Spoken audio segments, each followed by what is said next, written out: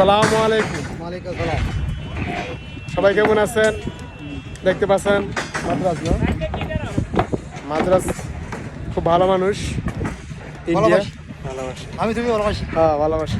দেখতে পাচ্ছেন যে আজকে আমাদের স্ল্যাবে স্টিল বান্ধ হয়েছে।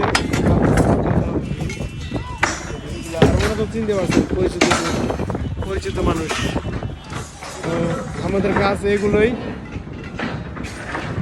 এই যে সাইডের ভীমগুলো হয়ে গেছে গা, আর ও নিচে কাজ চলতেছে, নিচে দেখতে পাচ্ছেন পাইপ লাইনের কাজ চলতেছে।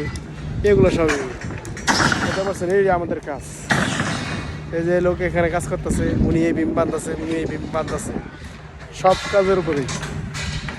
তো সবাই কেমন আছে অবশ্যই জানাবেন, আমাদের পাশে থাকবেন, ভালোবেসে ইনশাআল্লাহ।